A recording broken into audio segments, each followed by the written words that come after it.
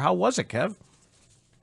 It was good, Dan. I think it was probably a good Senior Bowl for the Bears because offensive line and defensive line were two of the stronger positions. When you look at guys with first or second round grades, those were the kind of two positions that had a lot of guys that fit that category. Because look, you're not going to get the top 5, 10 players there. Although the Bears did get Darnell Wright at number 10. He was in the Senior Bowl a couple of years ago. So, for Ryan Poles and Ian Cunningham, Trey Koziel, Jeff King, they were all at practice on Wednesday. Scouts were there most of the week, but I only saw Poles and Cunningham on Wednesday. This is a good group of guys in the trenches to look at. And when you see those two second round picks and you think about maybe some flexibility at number 10, you could see how the Bears could come out of the first two rounds of the draft with at least a starter, if not on one side, on both sides of the line. That's all positive news given where they are in terms of constructing their roster. They're also busy constructing that coaching staff. Is that why Ben Johnson wasn't in Mobile, because he's working on that staff, or is this more of a he'll show up when they get back, present him things, and then they'll go over everything together, and then of course he can go to the pro days and whatever else?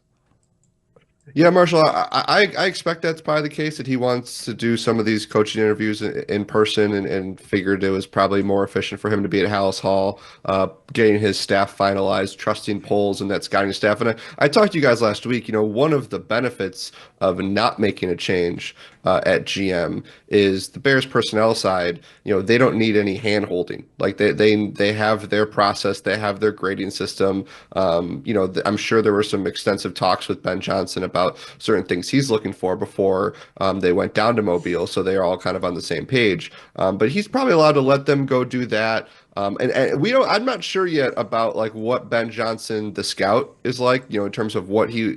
I don't know. Like, will we? I assume we'll see him at some pro days. You usually do see coaches there. As I mentioned before, like Eberflus was a big college guy. He loved that element of it. Some coaches love it. Other coaches, it's not necessarily. They kind of leave that to the GM. So we'll continue to learn kind of what Ben Johnson's role is. But I think timing wise, it probably made more sense for him to keep hammering out that staff at Hallis.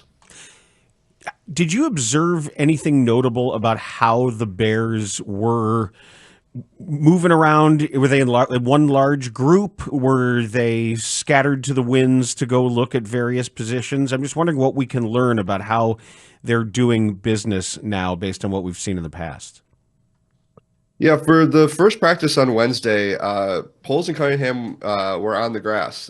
They were right there getting a pretty up close look at the guys. Trey Koziel, Jeff King were also down there.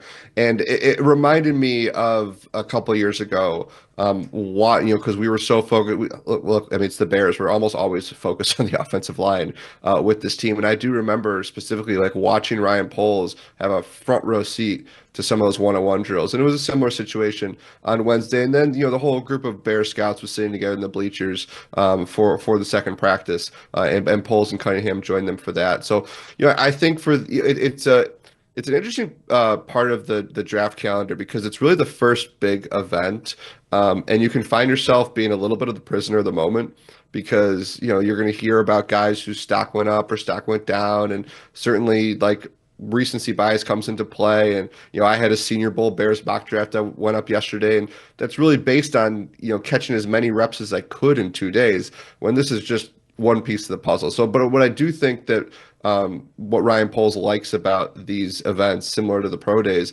is you get that up close view and you get to be on the field, watch these guys, watch their movements, get a look at their physiques, and see them in the Senior Bowl. See them against the best of the best. And there are a couple small school guys, like you always hear the Senior Bowl week, like which small school guys prove themselves against some of the FBS players, because this is their opportunity to do so. And you'll hear a lot about those guys this week, and how it helps the draft stack.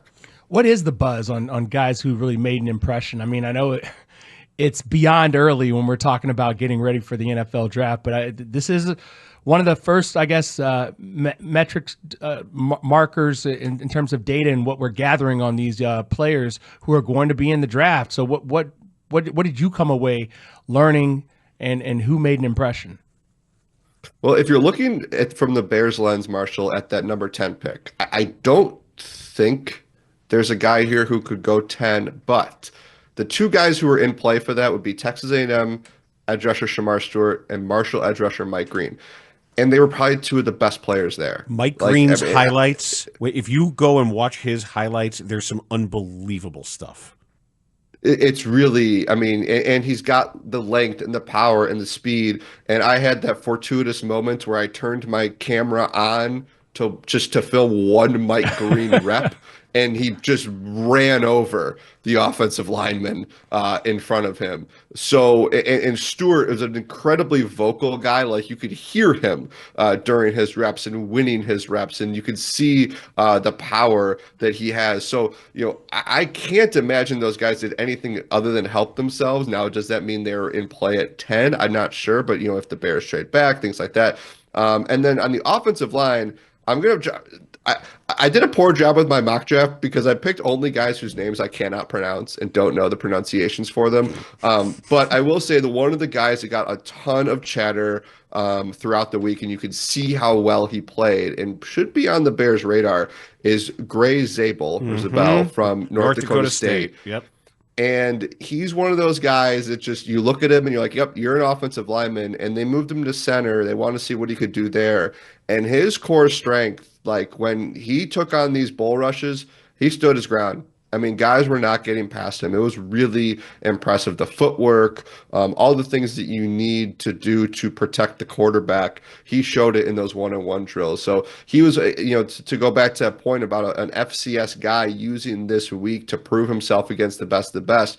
He absolutely did. And there were a bunch of offensive linemen in Belton from NC State. Ariante Ursary from Minnesota, I thought had a really good week. So again, like, the Bears should be able to find plenty of guys that they liked out of Mobile that they could move around their draft board, especially in that second round.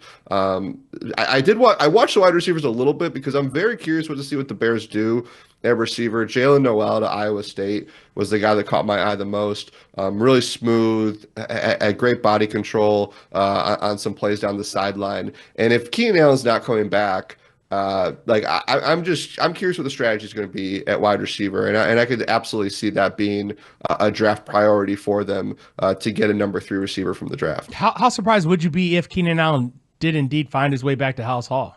Because I'd be shocked. I would. Yeah, I would be pretty surprised. Like, he had his moments this year, but I think when, he didn't get to choose to be traded to the Bears, and this is really going to be kind of the first time in his long career that he gets to take charge of this and be this free agent and find what would be for him a more perfect place. So yeah, it would be surprising if he's back, especially considering the salary that he would probably command. The Bears have the cap space if they wanted to, but I could see them going younger at that spot. We talked a little bit about Trey Smith earlier in the show and whether or not $20 million is what you want to spend on an interior alignment. I'm just curious as to your thoughts, given how the salary caps make up, the fact that only 4 guards in football as of last year made $20 million per. Well, my general thought on salary cap stuff is it's not my money, so I don't care.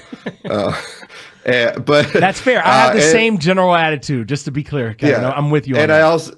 I also always use the Arrested Development line. There's always money in the banana stand. Like, yes, you don't want to quote unquote overpay. You don't want to get into a situation where, like what the Bears had, when Ryan Poles first took over, where you had all these bad contracts and players who were just too old and making too much money. But Trey Smith seems like the type of guy you go ahead and you quote unquote overpay for. I mean, he's that good. I'll have a story out Monday, it's kind of some of the other stuff I was hearing at Senior Bowl, and it does there is buzz around, and it could be just guys connecting the dots more so than actually having, intimate knowledge, but there's this kind of sense of, people expect the Bears to be a player for Trey Smith. And when you look at the way that Caleb Williams plays, like Caleb Williams, as good as he is outside the pocket, he likes to stay in the pocket. Like, he wants to be able to go sit there and go 1, 2, 3, boom, and make his throw. And if you can protect that heart of the pocket with a guy at guard like Trey Smith, who's missed only 1 game in his career, and if anybody hasn't read Dan Pompei's profile that went up at The Athletic last week of Trey Smith, it's a must read. It's a phenomenal story. You don't hear very many negatives about him. So like the tackle versus guard thing is not as clear a distinction as it used to be from a salary cap perspective and from a what they do for your team, because so many teams want to protect that spot. And you hear coaches all the time talk about the guys that are closest to the ball, the guys that we're worried about. So I would applaud it if the Bears went ahead and got a guy like that who doesn't have a whole lot of red flags and has blocked for a really good team and done so at a high level.